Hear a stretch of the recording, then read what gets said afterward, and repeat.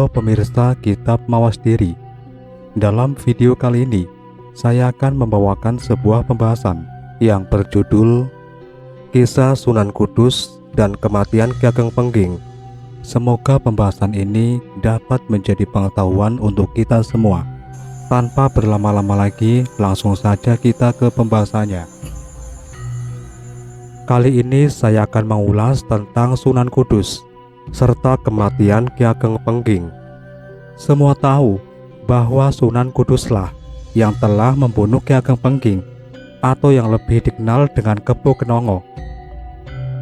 Menurut salah satu sumber, Sunan Kudus adalah putra Raden Usman Haji, bergelar Sunan Ngudung, dari Jipang Panolan. Ada yang mengatakan letak Jipang Panolan ini sebelah utara kota Blora. Di dalam Bapa Tanah Jawa disebutkan bahwa Sunan Ngudung pernah memimpin pasukan Demak Bintoro yang berperang melawan pasukan Mojopahit. Sunan Ngudung selaku Senopati Demak berhadapan dengan Raden Husein atau Adipati Terung dari Mojopahit. Dalam pertempuran yang sengit dan saling mengeluarkan adi kesaktian, Sunan Ngudung gugur sebagai pahlawan syahid. Kedudukannya sebagai Senopati Demak Bintoro kemudian digantikan oleh Sunan Kudus, yaitu putranya sendiri yang bernama asli Jafar Sodik. Pasukan Demak hampir saja menderita kekalahan, namun melalui siasat Sunan Kalijaga dan bantuan pusaka atau persenjataan dari Raden Patah yang dibawa dari Palembang, kedudukan Demak dan Mojopahit akhirnya berimbang. Keadaan ini tentu bukan semata-mata berkat siasat Sunan Kalijaga dan bantuan pusaka Raden Patah, tetapi karena izin Allah. Siasat itu dapat merubah keadaan peperangan itu. Selanjutnya, melalui jalan diplomasi yang dilakukan oleh Patih Wonosalam dan Sunan Kalijaga, peperangan itu dapat dihentikan. Adipati Terung yang memimpin Laskar Mojopahit diajak damai dan bergabung dengan Raden Patah yang ternyata adalah kakaknya sendiri. Kini keadaan berbalik. Adipati Terung dan pengikutnya bergabung dengan tentara Demak dan menggempur tentara Mojopahit hingga ke belahan timur. Pada akhirnya, perang itu dimenangkan oleh pasukan Demak. Di samping belajar agama kepada ayahnya sendiri, Raden Jafar Sodik juga belajar kepada beberapa ulama terkenal, diantaranya kepada Kiai Telingsing, Ki Ageng Ngerang, dan Sunan Ampel. Nama asli Kiai Telingsing adalah Delingsing. Beliau adalah seorang ulama dari negeri Cina yang datang ke Pulau Jawa bersama Laksamana Jenderal Cheng Ho. Sebagaimana disebutkan dalam sejarah, Jenderal Cheng Ho yang beragama Islam itu datang ke Pulau Jawa untuk menjalin tali persahabatan dan menyebarkan agama Islam melalui perdagangan. Di Jawa, Delingsing cukup dipanggil dengan sebutan Telingsing. Beliau tinggal di sebuah daerah subur yang terletak di antara Sungai Tunggulangin dan Sungai Juwana sebelah timur. Di sana beliau bukan hanya mengajar agama Islam, melainkan juga mengajarkan kepada para penduduk berupa seni ukir yang indah. Banyak yang datang berguru seni ukir kepada Kiai Telingsing, termasuk Raden Jafar Sodik sendiri. Dengan belajar kepada ulama yang berasal dari Cina itu, Jafar Sodik mewarisi bagian dari sifat positif masyarakat Cina, yaitu ketekunan dan kedisiplinan dalam mengejar atau mencapai cita-cita. Hal ini berpengaruh besar bagi kehidupan dakwah Raden Jafar Sodik di masa selanjutnya, yaitu tatkala menghadapi masyarakat yang kebanyakan masih beragama Hindu dan Buddha. Selanjutnya, Raden Jafar Sodik juga berguru kepada Sunan Ampel di Surabaya selama beberapa tahun. Cara berdakwah yang luas. Strategi pendekatan kepada massa. Sunan Kudus tersebut pendukung gagasan Sunan Kalijogo dan Sunan Bonang yang menerapkan strategi dakwah kepada masyarakat sebagai berikut. 1. Membiarkan dulu adat istiadat dan kepercayaan lama yang sukar diubah. Mereka sepakat untuk tidak mempergunakan jalan kekerasan atau radikal menghadapi masyarakat yang demikian. Yang kedua, bagian adat yang tidak sesuai dengan ajaran Islam tetapi mudah dirubah, maka segera dihilangkan. Yang ketiga, tuturi handayani, artinya mengikuti dari belakang terhadap kelakuan dan adat rakyat, tetapi diusahakan untuk dapat mempengaruhi sedikit demi sedikit dan menerapkan prinsip tuturi hangi seni, artinya mengikuti dari belakang sambil mengisi ajaran agama Islam.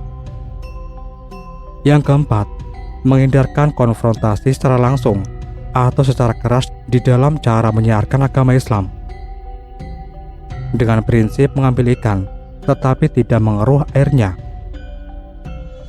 Yang kelima, pada akhirnya boleh saja merubah dan kepercayaan masyarakat yang tidak sesuai dengan ajaran Islam, tetapi dengan prinsip tidak menghalau masyarakat dari umat Islam. Kalangan umat Islam yang sudah tebal imannya harus berusaha menarik simpati masyarakat non-muslim agar mau mendekat dan tertarik pada ajaran Islam. Hal itu tak bisa mereka lakukan kecuali melaksanakan ajaran Islam secara konsekuen. Sebab dengan melaksanakan ajaran Islam secara lengkap, otomatis tingkah laku dan gerak-gerik mereka sudah merupakan dakwah nyata yang dapat memikat masyarakat non-muslim. Strategi dakwah ini diterapkan oleh Sunan Kalijogo, Sunan Bonang, Sunan Muria, Sunan Kudus, dan Sunan Gunung Jati.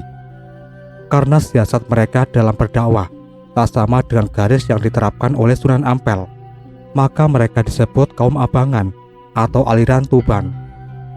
Sedang pendapat Sunan Ampel yang didukung Sunan Giri, Sunan Derajat disebut kaum putihan atau aliran Giri. Namun, atas inisiatif Sunan Kalijogo, kedua pendapat yang berbeda itu pada akhirnya dapat dikompromosikan. 1. Merangkul masyarakat Hindu. Di Kudus pada waktu itu, penduduknya masih banyak yang beragama Hindu dan Buddha. Untuk mengajak mereka masuk Islam tentu bukannya pekerjaan mudah. Terlebih, mereka yang masih memeluk kepercayaan lama dan memang teguh adat istiadat lama, jumlahnya tidak sedikit. Dalam masyarakat yang seperti itulah, Jafar Shodiq harus berjuang menegakkan agama. Pada suatu hari, Sunan Kudus atau Jafar Shodiq membeli seekor sapi. Dalam riwayat lain, disebut kebo Gumarang. Sapi tersebut berasal dari India, dibawa para pedagang asing dengan kapal besar. Sapi itu ditambahkan di halaman rumah Sunan Kudus. Rakyat Kudus yang kebanyakan beragama Hindu itu tergerak hatinya, ingin tahu apa yang akan dilakukan oleh Sunan Kudus terhadap sapi itu. Sapi dalam pandangan agama Hindu adalah hewan suci yang menjadi kendaraan para dewa. Menyembelih sapi adalah perbuatan dosa yang dikutuk para dewa. Lalu, apa yang akan dilakukan oleh Sunan Kudus? Apakah Sunan Kudus hendak menyembelih sapi di hadapan masyarakat yang kebanyakan justru memujanya dan menganggap binatang keramat? Itu berarti Sunan Kudus akan melukai hati rakyat sendiri. Dalam tempo singkat, halaman rumah Sunan Kudus dibanjiri rakyat, baik yang beragama Islam maupun Buddha dan Hindu. Setelah jumlah penduduk yang datang bertambah banyak, Sunan Kudus keluar dari dalam rumahnya. Sedulur-sedulur yang saya hormati, segenap sanak kadang yang saya cintai, Sunan Kudus membuka suara. Saya melarang saudara-saudara menyakiti, apalagi menyembelih sapi. Sebab di waktu saya masih kecil, saya pernah mengalami saat yang berbahaya, hampir mati kehausan. Lalu seekor sapi datang menyusui saya. Mendengar cerita tersebut, para pemeluk agama Hindu terkagum-kagum. Mereka menyangka Raden Jafar Shodiq itu adalah titisan Dewa Wisnu. Maka mereka bersedia mendengarkan ceramahnya demi rasa hormat saya kepada jenis hewan yang telah menolong saya. Maka dengan ini saya melarang penduduk Kudus menyakiti atau menyembelih sapi. Kontan para penduduk terpesona atas kisah itu. Sunan Kudus melanjutkan, salah satu di antara surat-surat dalam Al-Quran, yaitu surat kedua, dinamakan surat sapi, atau dalam bahasa Arabnya Al-Baqarah. Kata Sunan Kudus. Masyarakat makin tertarik. Kok ada sapi di dalam Al-Quran? Mereka jadi ingin tahu lebih banyak. Dan untuk itulah, maka mereka harus sering-sering datang untuk mendengarkan ceramah Sunan Kudus. Demikianlah, sesudah simpati itu berhasil didapatkan, akan lapanglah jalan untuk mengajak masyarakat berduyun-duyun untuk masuk agama Islam. Bentuk masjid yang dibuat Sunan Kudus pun juga tak jauh bedanya dengan candi-candi milik orang Hindu. Lihatlah Menara Kudus yang antik itu, yang hingga sekarang dikagumi orang di seluruh dunia karena keanehannya. Dengan bentuknya yang mirip candi itu, orang-orang Hindu merasa akrab dan tidak merasa takut atau segan masuk ke dalam masjid guna mendengarkan ceramah Sunan Kudus. Yang kedua, merangkul masyarakat Buddha. Sesudah berhasil menarik umat Hindu ke dalam agama Islam hanya karena sikap toleransinya yang tinggi, yaitu menghormati sapi yang dikeramatkan oleh umat Hindu dan membangun menara masjid mirip candi Hindu. Kini Sunan Kudus bermaksud menjaring umat Buddha. Caranya memang tidak mudah, harus kreatif dan bersifat tidak memaksa. Sesudah masjid berdiri, Sunan Kudus membuat padasan atau tempat berwudu dengan pancuran yang berjumlah 8. Masing-masing pancuran diberi arca kepala kebo Kumarang di atasnya. Hal ini disesuaikan dengan ajaran Buddha. Jalan berlipat 8 atau Aska Sangika Marga, yaitu 1. Harus memiliki pengetahuan yang benar. 2. Mengambil keputusan yang benar. 3. Berkata yang benar. 4. Hidup dengan cara yang benar. 5. Bekerja dengan benar. 6. Beribadah dengan benar. Dan yang ketujuh, dan menghayati agama dengan benar. Usahanya itu pun membuahkan hasil. Banyak umat Buddha yang penasaran untuk apa Sunan Kudus memasang lambang wasiat Buddha itu di padasan atau tempat berwudu, sehingga mereka berdatangan ke masjid untuk mendengarkan keterangan Sunan Kudus. Yang ketiga, selamatan mitoni. Di dalam cerita tutur disebutkan bahwa Sunan Kudus itu pada suatu ketika gagal mengumpulkan rakyat yang masih berpegang teguh pada adat istiadat lama. Seperti diketahui, rakyat Jawa yang melakukan adat istiadat yang aneh, yang kadangkala bertentangan dengan ajaran Islam, misalnya berkirim sesaji di kuburan untuk menunjukkan bela sungkawa atau berduka cita atas meninggalnya salah satu anggota keluarga. Selamatan neloni, mitoni, dan lain-lain. Sunan Kudus yang sangat memperhatikan upacara-upacara ritual itu dan berusaha sebaik-baiknya untuk merubah atau mengarahkannya ke dalam bentuk Islami. Hal ini dilakukan oleh Sunan Kalijaga dan Sunan Muria. Contohnya, bila seorang istri orang Jawa hamil 3 bulan, maka akan dilakukan acara selamatan yang disebut mitoni, sembari minta kepada dewa bahwa bila anaknya lahir, supaya tampan seperti Arjuna. Jika anaknya perempuan, supaya cantik seperti Dewi Rati. Adat tersebut tidak ditentang secara keras oleh Sunan Kudus, melainkan diarahkan dengan bentuk Islami. Acara selamatan boleh terus dilakukan, tapi niatnya bukan sekedar kirim sesaji kepada para dewa, melainkan bersedekah kepada penduduk setempat, dan sesaji yang dihidangkan boleh dibawa pulang, sedang permintaannya langsung kepada Allah, dengan harapan bila anaknya lahir laki-laki akan berwajah tampan seperti Nabi Yusuf, dan bila perempuan seperti Siti Maryam, bunda Nabi Isa alaihissalam. Untuk itu, sang ayah dan ibu perlu sering-sering membaca surat Yusuf dan surat Maryam dalam Al-Quran. Sebelum acara selamatan dilaksanakan, diadakanlah pembacaan layang abiyah atau sejarah para nabi. Biasanya yang dibaca adalah Nabi Yusuf. Hingga sekarang, acara pembacaan layang abiyah yang berbentuk tembang asmaradana, pucung, dan lain-lain itu masih hidup di kalangan masyarakat pedesaan. Berbeda dengan cara lama, pihak tuan Roma membuat sesaji dari berbagai jenis makanan, kemudian diikrarkan atau dihajatkan oleh sang dukun atau tetua masyarakat. Dan setelah upacara sakral itu dilakukan, sesajinya tidak boleh dimakan, melainkan diletakkan di candi, di kuburan, atau di tempat-tempat sunyi di lingkungan tuan rumah.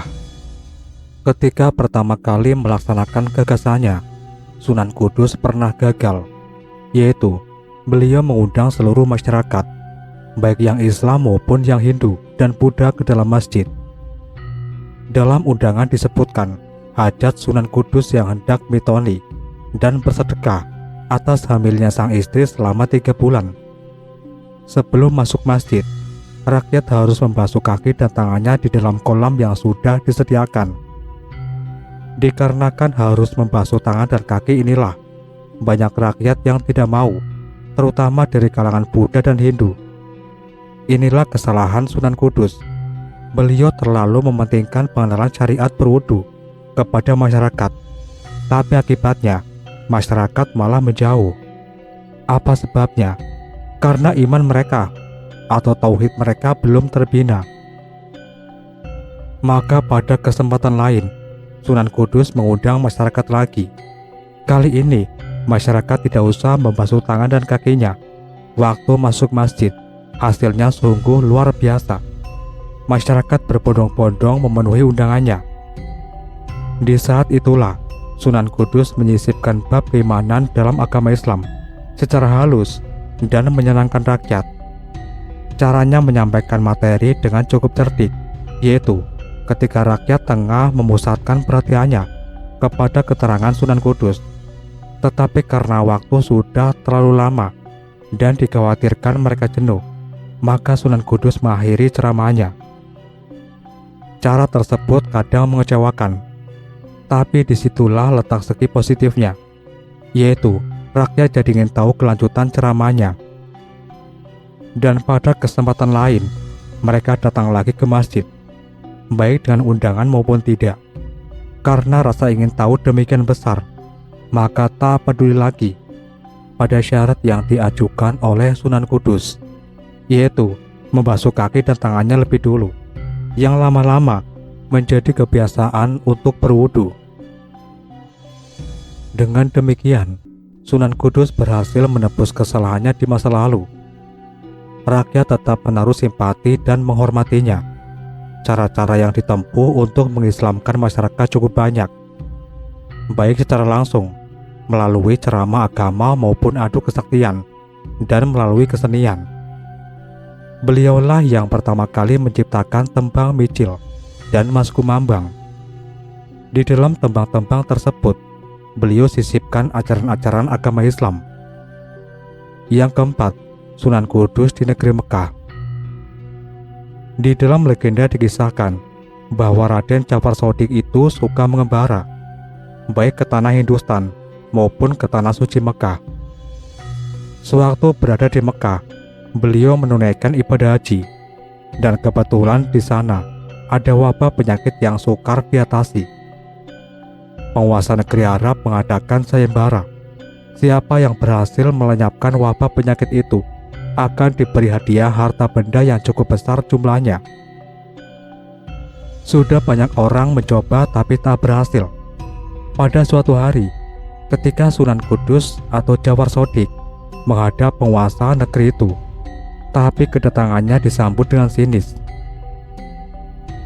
"Dengan apa Tuhan melenyapkan wabah penyakit itu?" tanya sang amir. "Dengan doa," jawab Jafar Shodiq singkat.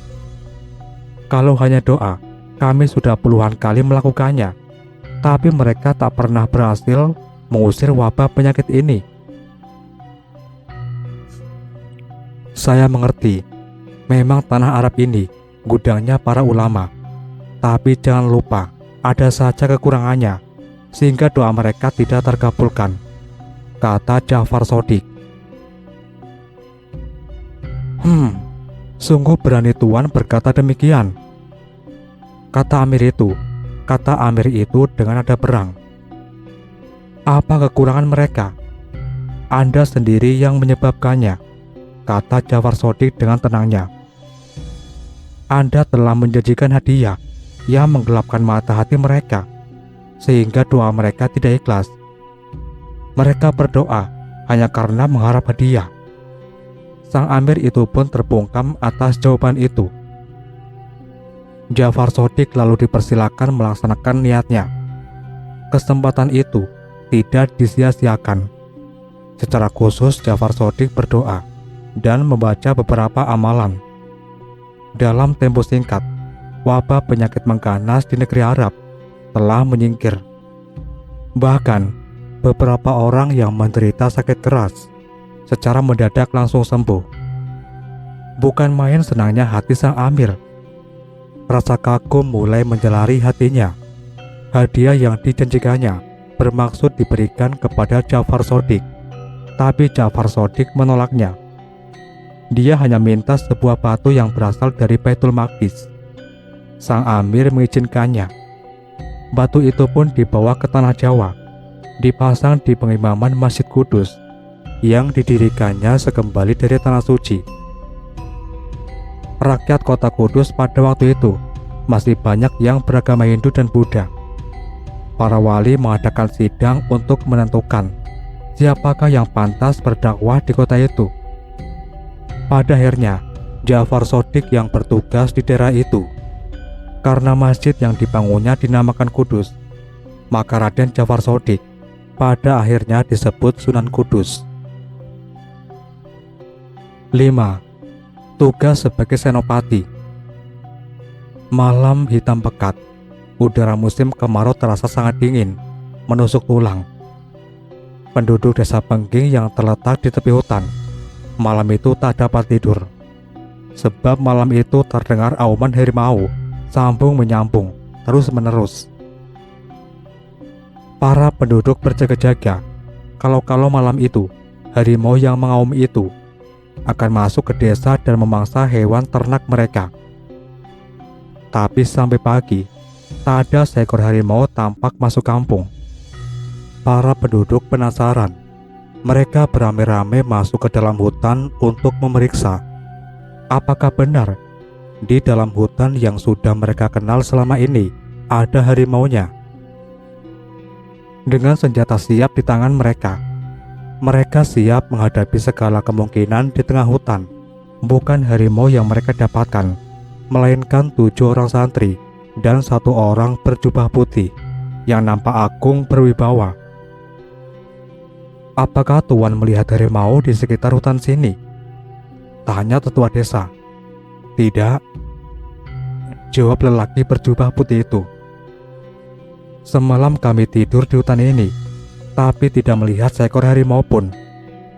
Aneh, semalaman kami tak dapat tidur karena auman suara harimau yang terus menerus. Gumam tetua desa.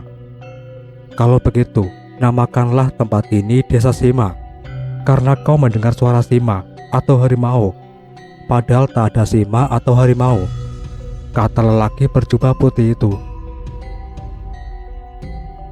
Tetua desa itu pun menurut. Hingga sekarang, tempat lelaki berjubah putih bermalam itu dinamakan Desa Sima.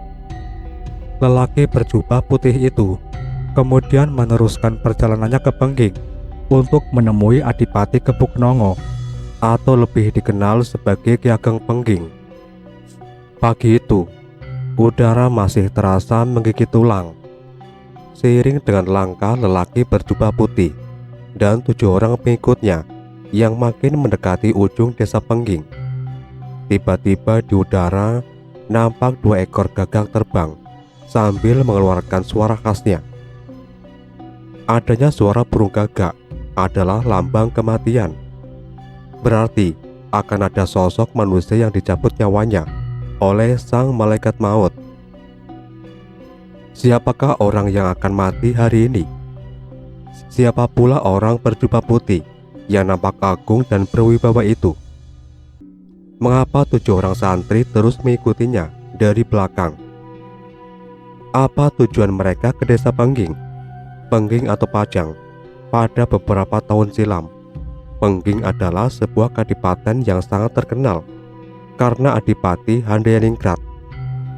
Yang memimpin adalah putra Prabu Brawijaya, penguasa Mojopahit. Adipati Handayaningrat mempunyai 2 orang putra lelaki.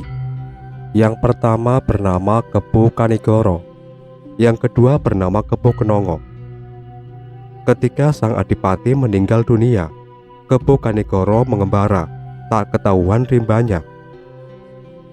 Sedangkan Kepu Kenongo masuk Islam menjadi murid Syekh Siti Jenar, tenggelam dalam faham Siti Jenar, sehingga pikirannya berubah, tak mau mengurusi lagi kadipaten warisan orang tuanya.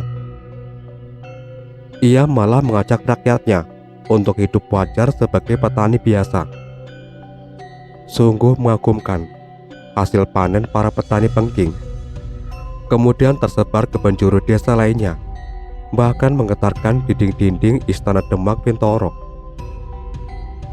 Karena Ki Ageng Pengging tak pernah sowan menghadap Sri Sultan, dan tentu saja tak pernah menyerahkan upeti, tanda setia dan tunduk kepada Demak Bintoro. Karena itu Raden Pata segera mengutus 2 perwira utama untuk menengok Ki Ageng Pengging.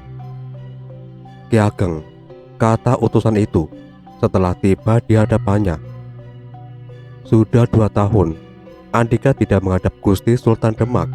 Kami diperintahkan mengingatkan Andika, sebab Gusti Sultan sudah sangat merindukan kehadiran Andika selaku saudaranya. Ki Ageng Pengging menatap 2 utusan itu dengan tajam.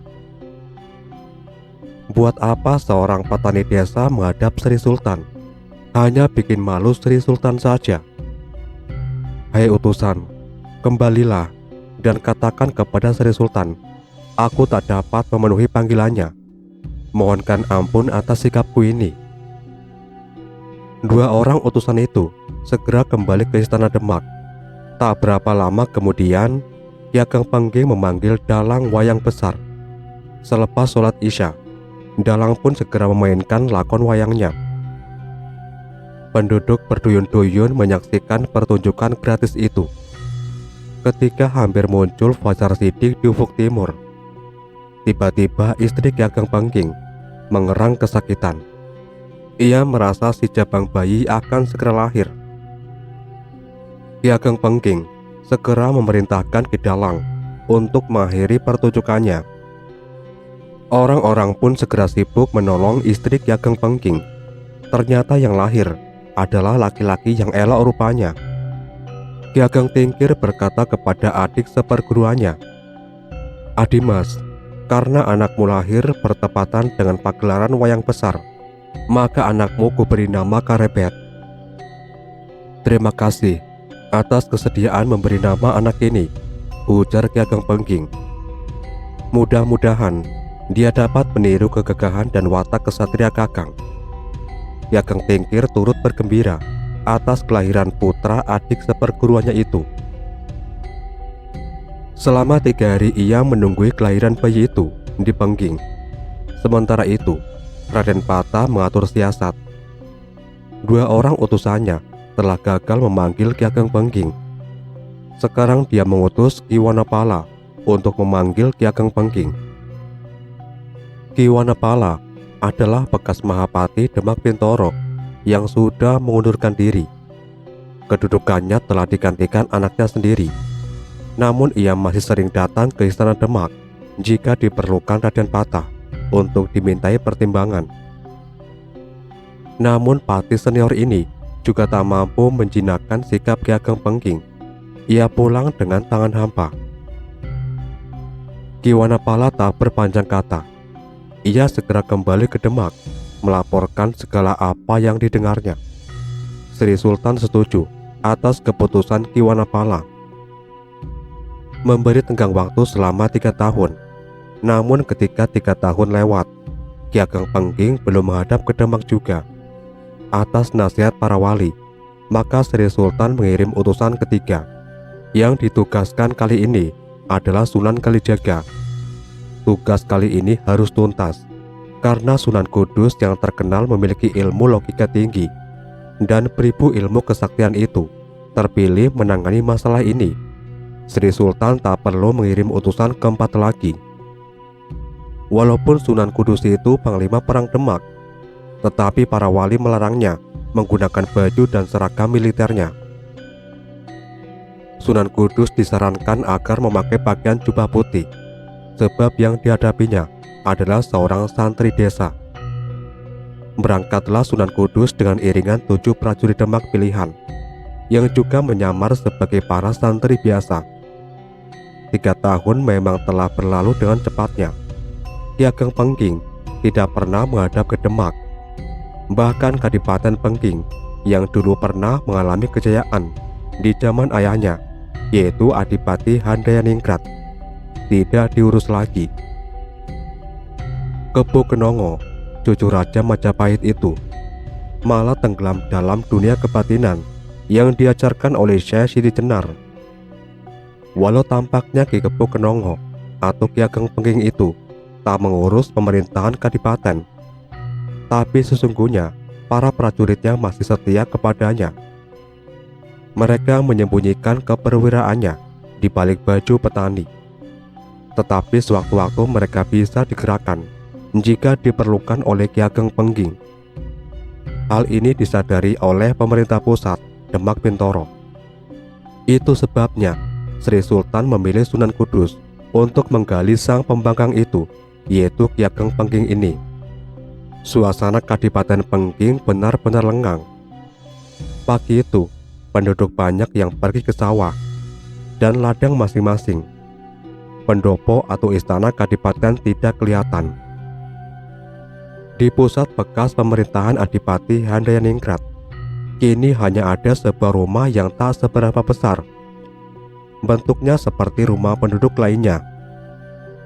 Sunan Kudus memerintahkan 7 orang pengikutnya menunggu di ujung desa.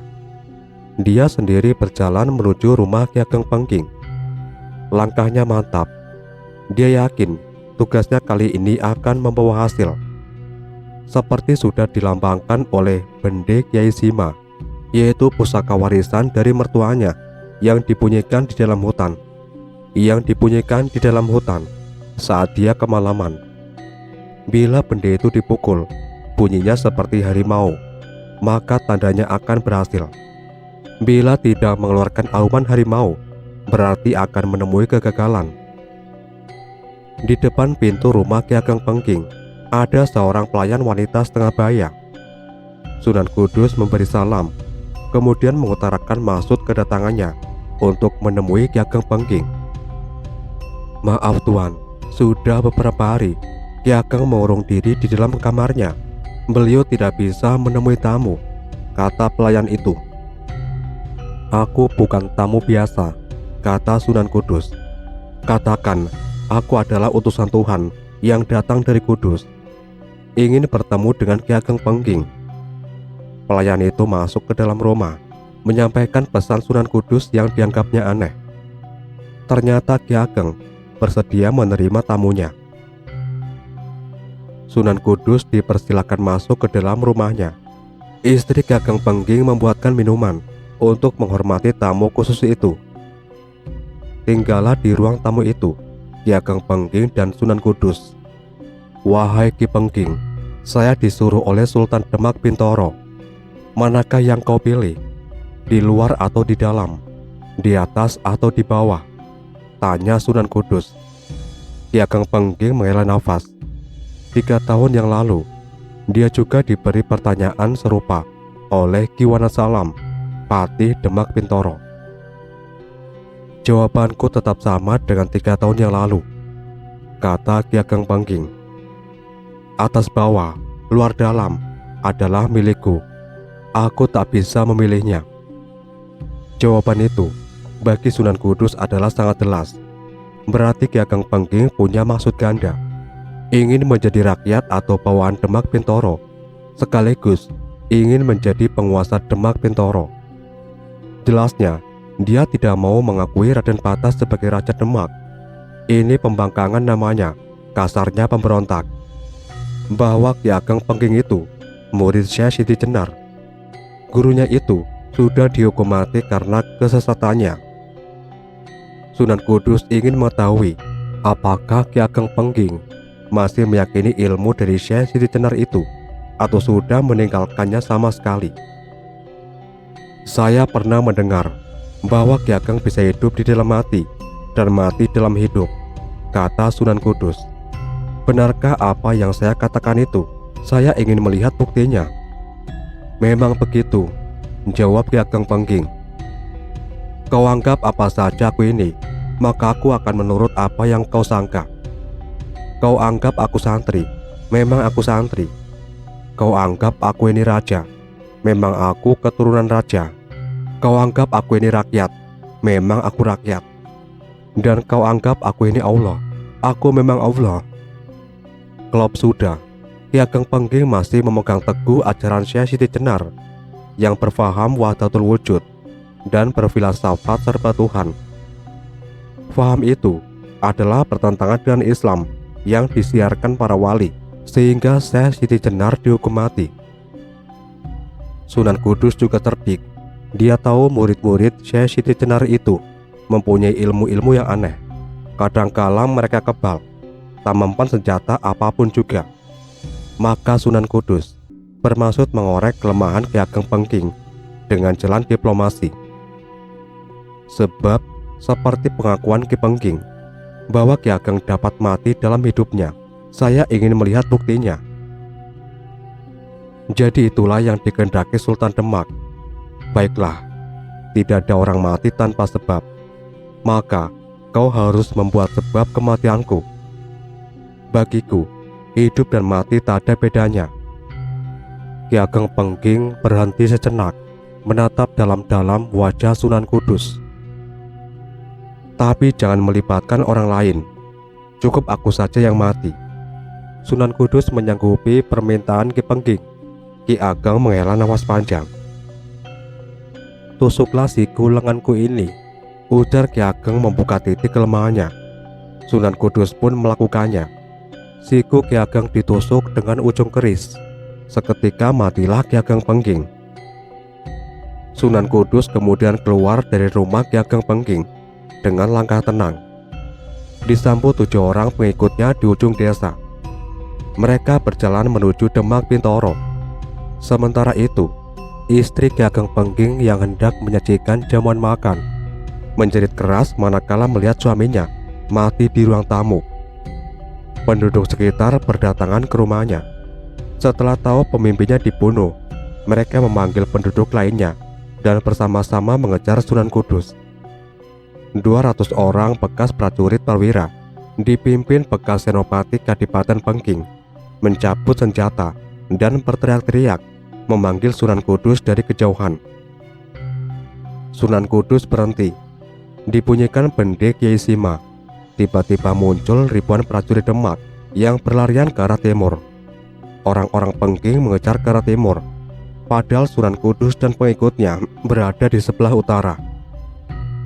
Tidak berapa lama kemudian, ribuan prajurit itu lenyap. Orang Pengging kebingungan, tak tahu harus berbuat apa. Akal mereka seperti hilang. Sunan Kudus kasihan melihat keadaan mereka. Akhirnya mereka disadarkan kembali dengan pengarahan ilmunya. Jangan turut campur urusan besar ini. Ki Ageng Pengging sudah diperingatkan selama 3 tahun, tapi dia tetap tak mau menghadap ke Demak. Itu berarti dia sengaja hendak memberontak. Nah, kalian rakyat kecil, tak ada hubungannya dengan urusan ini. Pulanglah. Suara Sunan Kudus terdengar berat dan mengandung perbawa kuat. Penduduk Pengging itu seperti baru sadar dan mengerti bahwa yang mereka hadapi adalah seorang senopati Demak Bintoro yang kondang mempunyai 1001 macam kesaktian. Mereka tak akan mampu menghadapinya. Ada tugas yang lebih penting daripada berbuat kesia-siaan ini, kata Sunan Kudus. segeralah kalian urus jenazah Ki Pengging. Itulah penghormatan kalian yang terakhir kepada pemimpin kalian." Orang-orang Pengging itu tak menemukan pilihan lain. Akhirnya mereka kembali ke rumah Ki Ageng untuk menguburkan jenazah pemimpin mereka. Sunan Kudus dan 7 pengikutnya segera kembali ke Demak. Cita-cita Ki Ageng Pengging agar anak turunannya menjadi raja ternyata kesampaian. Anaknya yang bernama Karepet itu diambil anak angkat oleh Ki Ageng Tingkir, dan setelah dewasa bernama Jaka Tingkir. Jaka Tingkir inilah yang bakal memindahkan pusat pemerintahan Demak ke desa Pengging atau Pajang. Sampai di sini dulu pembahasan kita kali ini, dan nantikan pembahasan-pembahasan berikutnya tetap di channel Kitab Mawas Diri.